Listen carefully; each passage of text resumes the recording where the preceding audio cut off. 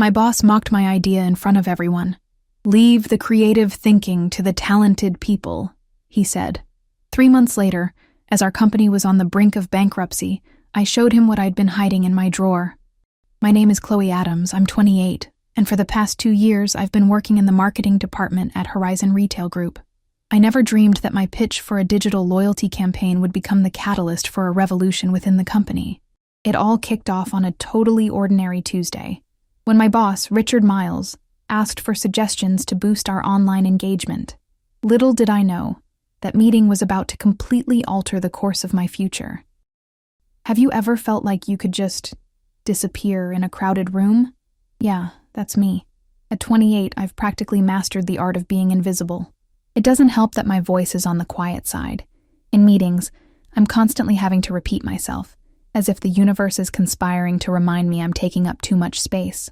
My curly hair is almost always pulled back in a discreet bun, and my wardrobe looks like it was curated from a catalog titled How to Look Trustworthy and 10 Years Older. It's a look, I guess. My spot at Horizon Retail Group was hard-won. I graduated with honors in digital marketing from NYU and toughed it out through a grueling internship that paid less than my share of the rent on our tiny Brooklyn apartment. That hustle is for my mom back in Cleveland, Ohio. She has rheumatoid arthritis and can't work as a housekeeper anymore, so I send money home every month. We never had much growing up, you know? I'm the first person in our family to get a college degree, the one who's going to make it big, as my aunt always says over a can of White Claw during family cookouts.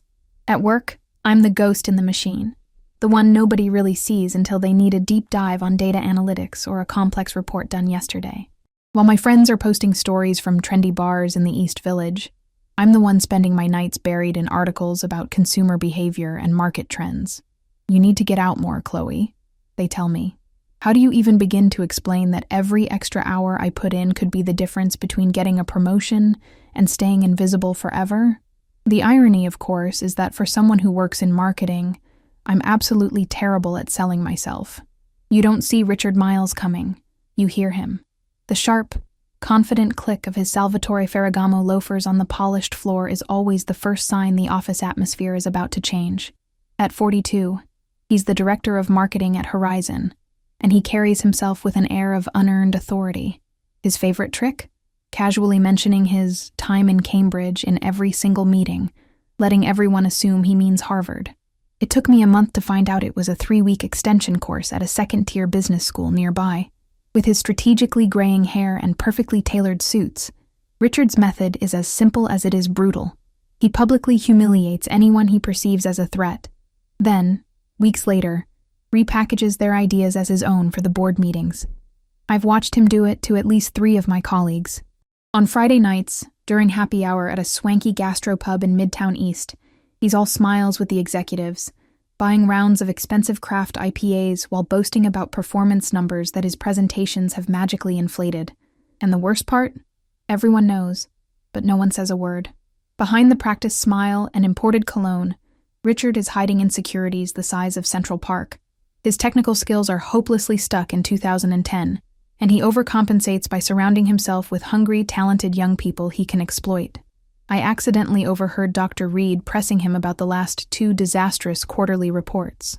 Add to that a messy divorce where his ex-wife got half of their Upper East Side condo, and he's been walking around with the look of a wounded predator lately. Maya Washington was the first person who actually saw me when I started at Horizon.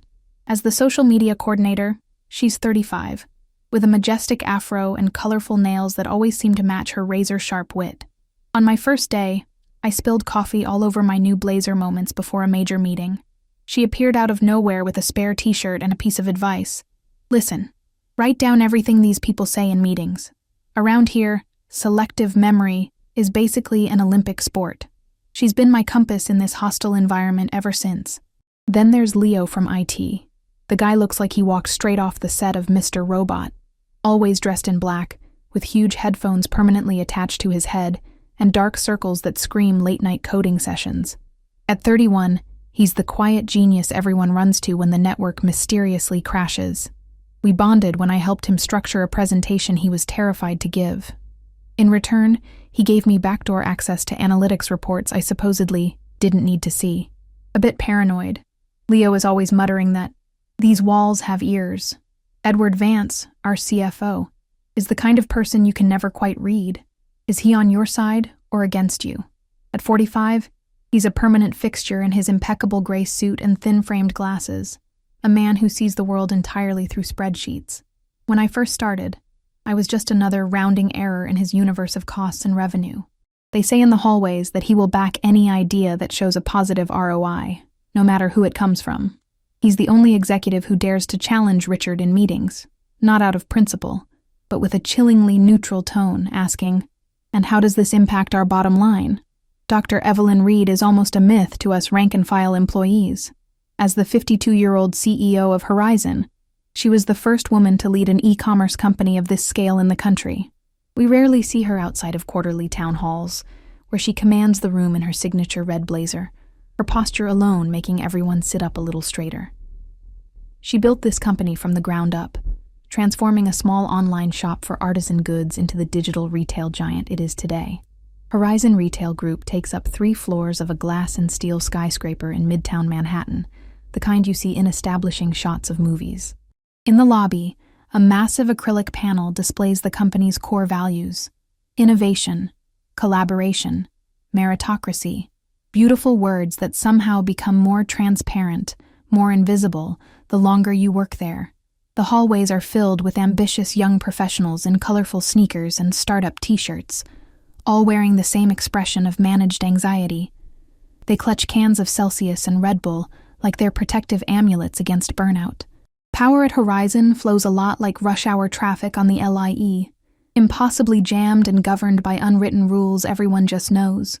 The weekly marketing meetings are modern-day arenas where directors mark their territory like dogs in a park. The loudest voice, not the best idea, usually wins.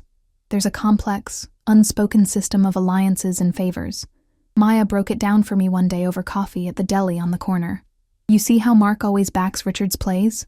she said. "That's because last year, Richard signed off on the promotion for Mark's brother-in-law. The whole incentive structure at Horizon is deceptively simple. It's all about quarterly bonuses. These can literally double a director's salary, or if you miss your targets, leave you with just your base pay." Suddenly, the way our performance numbers always look magically inflated in meetings makes a lot more sense, doesn't it?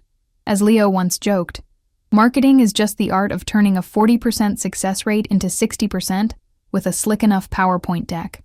I'd seen it happen time and again. Colleagues would get publicly called out for the tiniest mistakes, while their brilliant ideas were quietly absorbed by leadership, never to be credited to the original source. It all started on one of those miserable rainy Tuesdays in New York, the kind that creates a city-wide chaos of broken umbrellas and soaked sneakers. I was buried deep in our cart abandonment data when a bizarre pattern jumped out at me. Our customers were spending an average of 17 minutes browsing, filling their carts, but then bailing at the exact moment they had to choose a size or color. It became an obsession. I spent my nights researching augmented reality tech that would let customers try on products virtually using their phone cameras. Putting together the presentation for the quarterly review felt like training for the New York City Marathon without ever having run a single mile. I designed slides with vibrant charts, packed them with impressive statistics, and even created mock-ups of what the app interface could look like. I rehearsed in front of the mirror, much to the disinterest of my cat, Frida. I even practiced in the shower, because that's where all the best ideas are born, right? Maya gave it a final look the night before. "Chloe, this is fantastic," she said. "But brace yourself for Richard's landmine questions. He's going to try to poke holes in this." When I walked in, the conference room was already packed. Directors, managers, even Dr. Reed was there, a commanding presence in her signature red blazer. Richard was running the show with his usual patronizing tone. "We need innovative ideas to increase conversion and retention. Anyone?" The silence that followed felt as heavy as a slab of concrete. My heart started hammering against my ribs like it was trying to escape as I raised my hand. "I have a proposal," I managed to say, my voice coming out thinner than I wanted. "Interesting, Chloe," Richard cut in before I could even get to the technical implementation slide. He stood up, and I watched him adjust the knot of his Hermes tie, a nervous tell he always did right, before he went on the attack. He walked over to stand beside me, his imported cologne so overpowering it made my eyes water. But you clearly haven't considered the development costs. Augmented reality? Seriously? His dry, humorless laugh echoed in the silent room. Why don't we leave the creative thinking to the people with actual talent for it? We need viable strategies, not expensive tech fantasies. Waves of heat and ice washed over me as I walked back to my seat. My stomach felt like it was in a free-falling elevator, and my throat closed up completely. I was hit with a sudden flashback to the 8th grade, when my math teacher ridiculed my overly creative solution to an algebra problem in front of the whole class. It was the exact same burning feeling of public humiliation, the same desperate wish for the floor to just open up and swallow me whole. In the 10 steps it took to get back to my chair, I seriously contemplated quitting on the spot. Out of the corner of my eye, I caught a glimpse of everyone's reactions. Maya, biting her lip in suppressed anger. Leo, staring intently at his laptop screen as if it held the secrets to the universe. Dr. Reed, her brow furrowed slightly, but saying nothing. And Edward, our CFO, was discreetly checking his phone. Not a single person spoke up for me. The meeting just moved on as if nothing had happened, with Richard launching into a monologue about proven strategies that sounded like they were pulled from a 2010 textbook, while I did my best to become invisible again. That walk back to my desk was the corporate version of the walk of shame from Game of Thrones. Every glance, every whispered comment, felt like an arrow aimed right at me. I dropped my laptop and notebook on my desk, and made a beeline for the women's restroom on the 12th floor. It's the one nobody uses, the one the interns rarely find. I locked myself in a stall, and just focused on breathing, trying not to completely fall apart. 30 minutes later, I returned to my desk, my red eyes hidden behind a few drops of Vicine, but with a new, hardened resolve. Instead of deleting the project file, I zipped it into a password-protected folder and emailed it to my personal Gmail. At 4:37 p.m., precisely when most managers were tied up in meetings, Maya appeared at my desk with 2 coffees. "That absolute jerk," she whispered, setting the cup down. "This isn't the first time he's done something like this." She pulled her chair closer, scanning the area to make sure no one was listening. "Remember Jessica from branding? She left 6 months ago after Richard shot down her idea for a B2B marketplace. Guess what's rumored to be our big launch next quarter?" Maya leaned in. "You need to document everything. Dates, times, who was there. I've been doing it for years." In the weeks that followed, the message became crystal clear. I had been put on ice.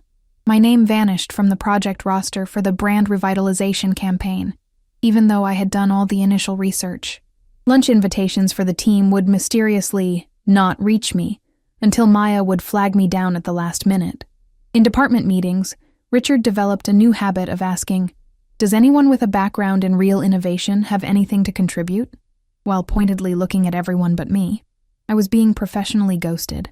In the corporate world, a paper trail is your best friend, Maya told me as she showed me her meticulous system at a coffee shop off the beaten path, far from the eyes and ears of Horizon Retail Group. Her worn, leather-bound folder was filled with 3 years' worth of detailed records of shady maneuvers. Log everything. Date, time, who was in the room. Always use your personal email, never your work account. And this, she said, tapping her phone, is how you create a digital timestamp. Email the final document to yourself and to a trusted friend. It proves when your idea existed. That night, I started my own system. Slowly, Maya began connecting me with other soldiers in this silent war. A coffee here, a happy hour there, and I was introduced to a network of ex-employees with stories hauntingly similar to mine. There was Ryan, a former UX analyst, who showed me screenshots of an interface concept he developed. 6 months after he was laid off due to budget cuts, a nearly identical design went live on the company website. Then there was Carly, who had been in marketing for 3 years. She told me how Richard had presented her entire strategy to the board as his own, just weeks after publicly mocking it. The moral dilemma kept me up at night. I'd stare at the ceiling of my apartment, torn. If I blew the whistle, I could be risking my job, my reputation, and the money I sent home to my mom. But if I did nothing, I was letting this toxic cycle continue, allowing other people to get hurt just like I was. "You have corporate Stockholm syndrome," Maya said bluntly when I confessed my fears to her. "They treat you like garbage, and you still feel guilty for wanting justice." Deep down, I knew she was right, but the fear was paralyzing. It was a Wednesday afternoon, during that quiet lull when most of the office was out for lunch, that Leo materialized at my desk. He didn't say a word. He just slid a sticky note onto my keyboard that read, "Your cloud drive was accessed last night at 11:14 p.m. It wasn't you."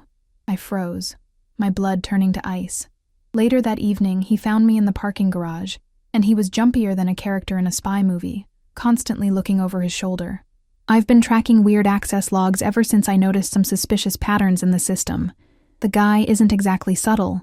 On his phone, Leo showed me the proof, a log file clearly indicating that Richard had copied my entire project folder to an external drive.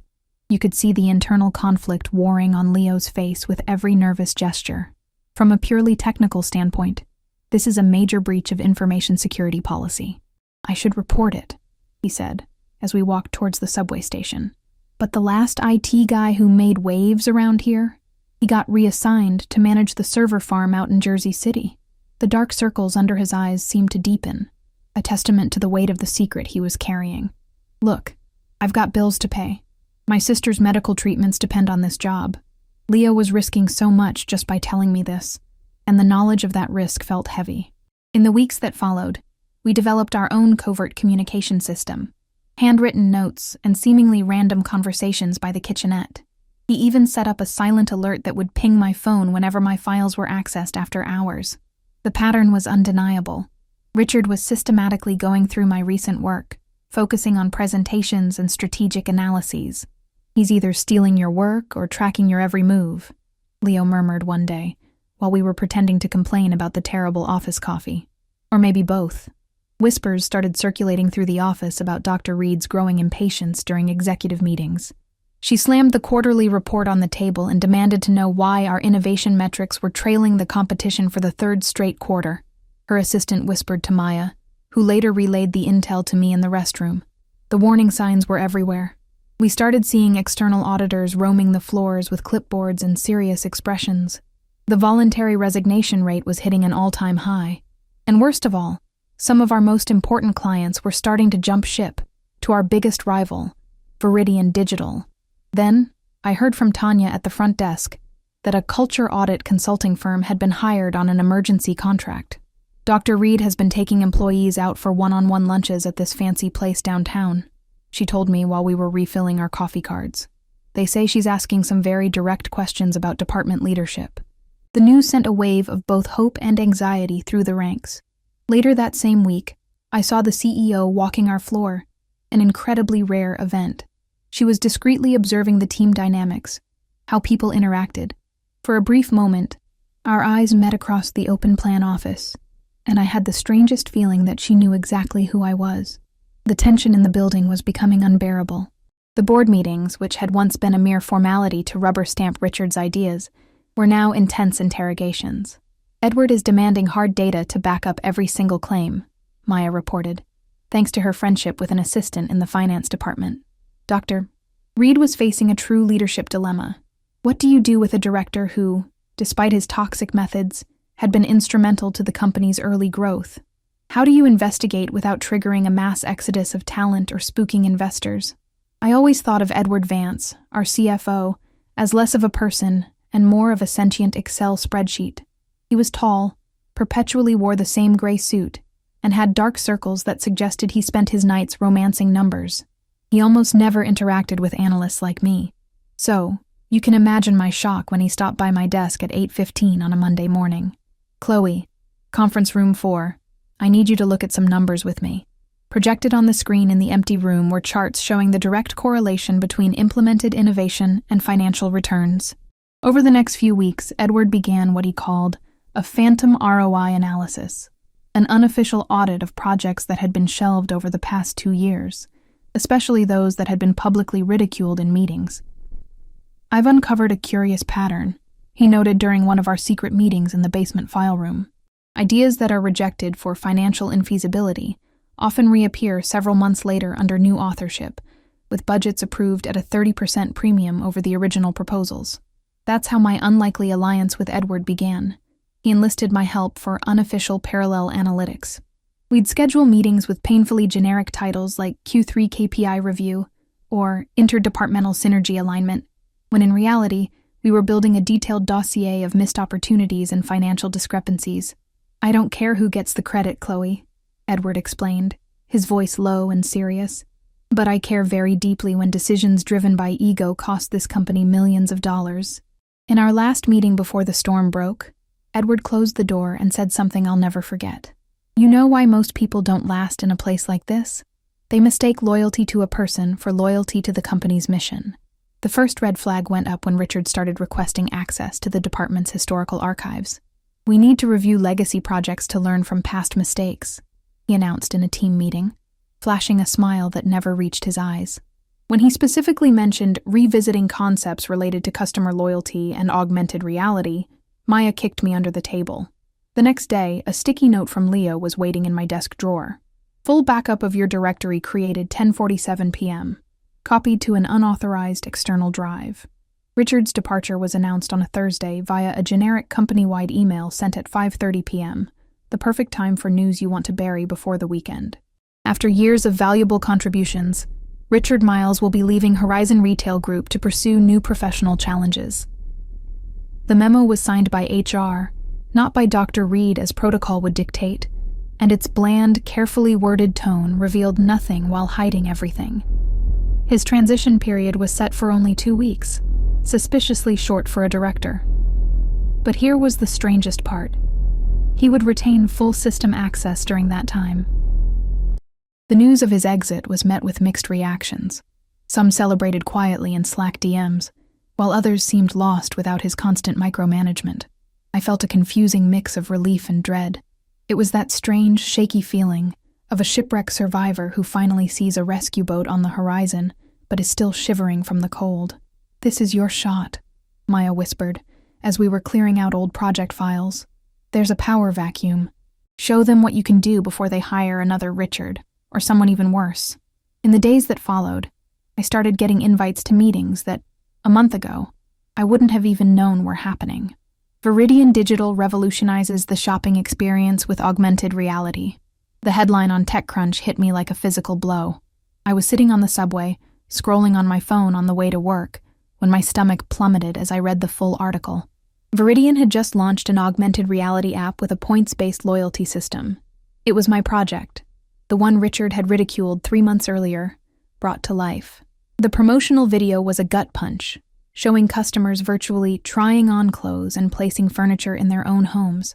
And then, the final twisting knife, a photo of Richard Miles, smiling next to Viridian's CEO, with a caption identifying him as the strategic mastermind behind the revolutionary project. When the news hit the office, Horizon Retail Group went into full-blown meltdown. I saw executives sprinting between conference rooms, doors slamming shut for hushed urgent discussions, and phones ringing off the hook. The atmosphere was part funeral, part war room. Leo confirmed what I already knew in my gut. He accessed your original project files 17 times in the last 2 weeks before he left. He messaged me. He took everything, the code framework, the mock-ups, the market research, all of it. Maya found me in the restroom, my hands shaking. "Chloe, you have to say something. This isn't just about you anymore. This is about all of us." She showed me her phone.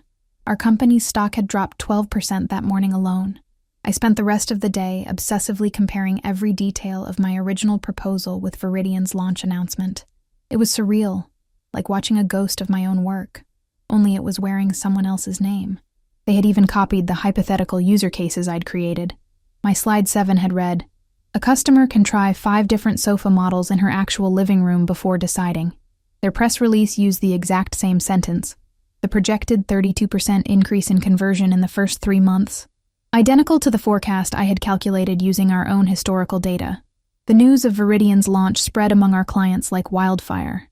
In the second week, we lost 3 major corporate accounts, companies that used our platform for their uniforms and promotional materials.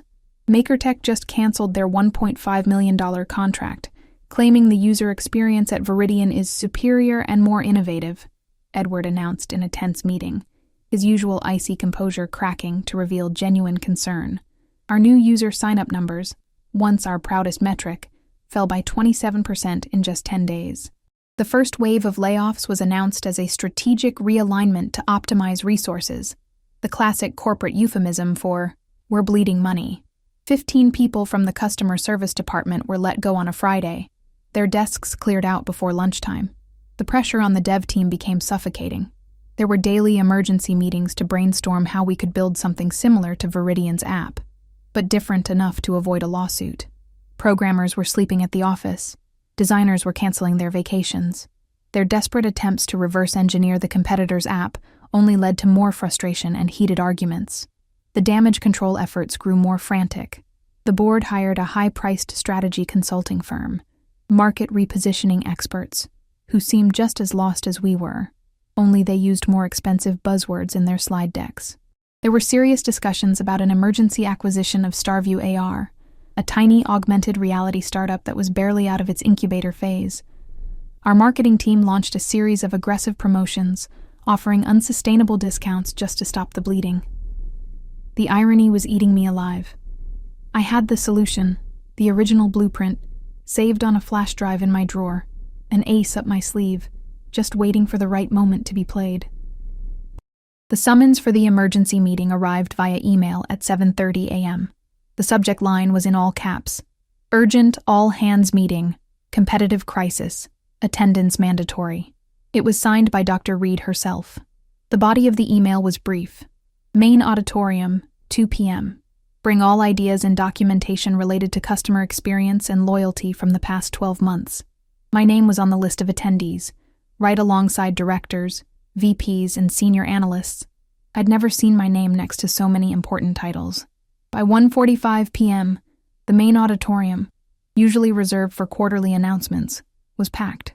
The air conditioning couldn't keep up with the body heat of hundreds of anxious people, and the room smelled like a cocktail of expensive perfume and failing deodorant. I saw board members I only recognized from their headshots on the company website sitting in the front row. Grave-faced investors were flipping through printed reports marked up with red ink. The tension was so thick you could almost taste it, like the static electricity before a lightning strike. The discussion quickly went from a situational analysis to a desperate hunt for scapegoats. "We need to understand how we were so thoroughly outmaneuvered in our own core business," Dr. Reed declared, her usually calm voice laced with frustration. Directors were pointing fingers at other departments. The external consultants presented alarming charts with projections of accelerating losses. "At this burn rate," Edward announced, his voice cutting through the noise, "we will be insolvent in 6 months." From across the room, Maya locked eyes with me. Her expression was clear. It's now or never. My hand was trembling as finally I raised it. The silence that fell over the auditorium when I stood up felt like it weighed 1,000 pounds. My legs felt like jello as I walked to the front of the room, clutching a folder I had prepared the night before. "I believe I have some relevant information regarding this situation," I began, my voice surprisingly steady despite the storm raging inside me. I handed out chronologically organized copies of my dossier to the key people in the room, including Dr. Reed and the board members. 3 months ago, in a departmental meeting, I presented this exact project for a loyalty program integrated with augmented reality. Using the main projector, I put my original proposal slides side by side with screenshots from Viridian Digital's new app. The evidence I presented was like a dam breaking. I displayed the system logs Leo had given me, which clearly showed Richard's late-night access to my files. I brought up dated emails that documented the evolution of the idea, sent weeks before Viridian had ever publicly mentioned similar technology. I also included signed written statements from colleagues who had witnessed my public humiliation. Piece by piece, the documents wove together an undeniable narrative of intellectual property theft. As I spoke, I could see the expressions on the faces around the boardroom shift from shock to dawning comprehension, and finally, to cold, hard indignation. The only sound in the room was the soft rustle of paper as the executives examined the evidence. I finished by placing my final handout on the conference table, a single sheet printed on company letterhead. It read, "Sometimes real talent isn't just about having the next big idea. It's about having the vision to recognize it when it's right in front of you." Attached to it was the digital timestamp of my original concept, proving its existence long before that fateful meeting, and a detailed outline for an enhanced version of the project, one with additional features Viridian hadn't even thought of. "I have a structured proposal for a rapid in-house rollout," I concluded. sliding the final document in front of Dr. Reed, complete with conservative timelines and cost estimates. The reactions were a silent film of corporate drama. Some executives looked shell-shocked. Others were already mentally calculating the financial and legal implications. Maya was giving me a small, proud smile from her seat, while Edward was methodically scanning every page, his interest clearly piqued. In the back of the room, I saw Leo give a slight, almost imperceptible nod, a silent confirmation of the technical evidence. For a long moment, nobody spoke. The sheer weight of the revelation hung in the air like a thick fog on a winter morning. Dr. Reed was the first to break the silence. She squared her shoulders, her movements deliberate as she neatened the stack of documents in front of her. The quiet in the room was so absolute I could hear the hum of the HVAC system struggling to cool the space. She looked directly at me, her experienced eyes searching my face for something beyond the words I had just spoken. "Why didn't you bring this to me sooner, Chloe?"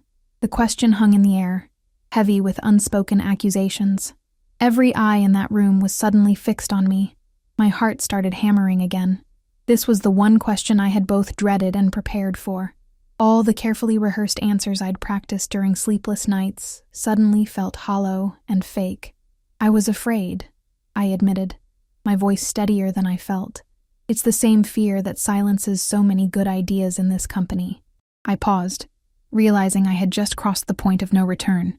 We have a culture where pointing out a problem is treated as being the problem, a place where questioning authority is punished more severely than the incompetence of that authority. The words were flowing now, the floodgates finally open. I am not the first person to have an idea stolen here. I'm just the first one who got lucky enough, and had enough support to be able to prove it. Dr. Reed held my gaze, and for a fleeting second, I saw something that looked like guilt flash across her composed features. She nodded slowly. "You are absolutely right," she said, her frankness stunning everyone in the room. "And that ends today." She stood, and her presence seemed to make the entire room shrink. As CEO, I take full responsibility for allowing this kind of toxic culture to fester under my watch. She turned to the legal department. "I want a full review of this evidence within 24 hours. If it holds up, we will immediately begin legal action against Viridian Digital and Mr. Richard Miles." Then, to my utter astonishment, she announced, "Chloe will lead a special task force for the accelerated implementation of her original vision. She will have a priority budget and full decision-making autonomy." She scanned the room, her gaze sweeping over the shocked faces. "And as of this moment, anyone who suppresses, dismisses, or steals a colleague's ideas will face immediate termination. That is my personal promise." After that meeting, things moved with lightning speed. Before I had even made it back to my desk, an official calendar invite appeared, naming me the lead of the new Project Phoenix task force. An email from Dr. Reed followed, CCing the entire executive team. Emergency resource allocation approved. This project is now our #1 priority. Suddenly, people who barely knew my name were sending me Slack messages, offering to help, asking to be part of the team. It's funny how a little bit of recognition can completely change how people see you, as if I'd suddenly grown 6 inches taller and started glowing in the dark. In parallel, the legal department brought in one of the top intellectual property law firms from Wall Street. The story inevitably leaked to the press, and within 3 days, it was a banner headline in the Wall Street Journal. Horizon Retail Group sues former director for corporate espionage, IP theft. The scandal exploded across the business world. Other former Horizon employees began to come forward with similar stories, turning what looked like an isolated incident into a clear pattern of predatory behavior. Richard, through his lawyers, issued a statement denying all allegations, but you can't argue with metadata. The digital trail Leo had uncovered, the timestamps, the access logs, the IP addresses, was irrefutable. The cultural shift within the company was almost instantaneous. Within a week, a new system for formally registering and timestamping ideas was implemented, accessible to every single employee. An anonymous third-party ethics hotline was established. Dr. Reed mandated compulsory workshops on innovative and ethical leadership for every manager. I started seeing directors who used to constantly interrupt their subordinates, now carefully taking notes when a junior analyst was speaking. It was as if the entire company had woken up from a long, feverish nightmare, suddenly realizing its most valuable assets weren't its products, but the people who dreamed them up. My official promotion came 2 weeks later in a personal email from Dr. Reed. "Your courage taught us all a valuable lesson," she wrote. "We need more of it." I went from a junior analyst to the head of the newly created Department of Disruptive Innovation. The change was so jarring that for the first few mornings, I woke up convinced it had all been a dream. Suddenly, I was presenting strategy to the board, leading a team of 10 people, and seeing my name mentioned in tech blogs. My mom cut out and framed a feature on me in Forbes with the headline, "The Analyst Who Challenged the System." My Aunt Carol called from Ohio to tell me she'd shown the article to her entire bridge club. "See?" she said. "I told you that girl was going places." But the internal transformation was much harder than the external one. Insecurity doesn't just vanish because you get a new job title. In those first few weeks, I'd catch myself speaking too quietly in high-stakes meetings, constantly bracing for someone to interrupt or mock me. It was like Richard's ghost was perched on my shoulder, whispering that I didn't belong there, that it was all a fluke, and that any minute now, they would all figure it out. It was Maya who finally cornered me in the restroom after one particularly hesitant presentation. "You earned your seat at that table, Chloe," she said, her voice firm. "Stop acting like you're sorry for taking up space." On Dr. Reed's recommendation, I began working with an executive coach. She taught me how to project my voice, how to defend my ideas without backing down, and how to lead without mimicking the very same toxic behaviors I had fought against. Slowly, I started to find my own voice as a leader. I built a team culture around collaboration and explicit recognition for every single contribution. I even launched a reverse mentoring program, pairing our younger, digitally native talent with senior executives to teach them about emerging tech. It all felt surreal, especially when I started getting invitations to speak at universities about ethical innovation and the importance of a healthy corporate culture. The peak of this strange new life was when my alma mater, NYU, invited me to give the commencement address at the Stern School of Business. I titled my speech, "The Power of Visible Merit," and I talked about how toxic environments disproportionately suffocate the talents of women and minorities. The irony wasn't lost on me. The same quiet girl who once could barely speak up in a team meeting was now on a stage, hoping to inspire hundreds of graduates. Maybe the most significant growth wasn't professional after all. It was the personal journey of reconciling my ambition with my integrity and finally understanding that success doesn't have to come at the cost of your soul. We launched our new augmented reality platform, which we christened Horizon TrueFit, exactly 67 days after that emergency meeting, an all-time company record for a new feature deployment. We had a key differentiator. Beyond the basic virtual try-on function that Viridian had copied, we added exclusive features like an AI-powered style and compatibility analysis, along with advanced personalization options. The loyalty program also had a built-in social component, allowing users to share their virtual creations and earn extra points for referred sales. An idea from my team that I was able to greenlight and implement immediately, without navigating endless layers of bureaucracy. The market's reaction was immediate and explosive. In the first 48 hours, we saw a 43% surge in conversions and a massive jump in average session duration. The corporate clients who had fled to Viridian started coming back, many of them publicly citing the clear superiority of our platform. A senior analyst at Goldman Sachs published a widely circulated report titled Horizon's Phoenix Moment, an Ethical and Innovative Turnaround, issuing a strong buy recommendation for our stock. Within 3 weeks, we had recouped all of our lost market cap and soared past our previous all-time high. Today, looking out the window of my new director's office, I can see an orange sunset painting the skyscrapers of Midtown Manhattan. I have an email from Dr. Reed framed on my wall. On tough days, I read her words. Humility isn't always rewarded overnight, but character is a long-term investment that always pays dividends. On my desk, there's a photo from my younger sister's college graduation. She's the second person in our family to earn a degree, and my new salary made it possible for me to pay her tuition in full. As for Richard, in a twist of irony only the universe could cook up, he now makes a living giving talks on corporate ethics, rebranding his spectacular failure as a cautionary tale. The last I heard, Viridian Digital was still trying to repair its public image by hiring a transparency and accountability consulting firm. Maya is now heading up our new mentorship program for women in tech. And Leo finally got the funding for his sister's experimental medical treatment. As I'm packing up my bag to head home, my phone buzzes. It's a text from a former intern, thanking me for giving her public credit for a small but brilliant idea she suggested in our last product meeting. "I never thought anyone would actually listen to me so early in my career," she wrote. And that's when it hits me. The real victory wasn't just launching a successful product or making the company profitable again. It was building a place where merit no longer has to be invisible to be valued. A place where someone like the old me can walk into a room and be seen for who they truly are. Not for the volume of their voice or the title on their badge, but for the light of their ideas. I switch off the lights, thinking about all the other Chloes out there, sitting quietly in their cubicles, holding back brilliant ideas for fear of being shot down. To them, I leave the question that now defines our new culture. In a world that loves a shortcut, what's truly more powerful? The stolen glory that fades under scrutiny, or the true merit that, even when temporarily hidden, always finds its way to the light?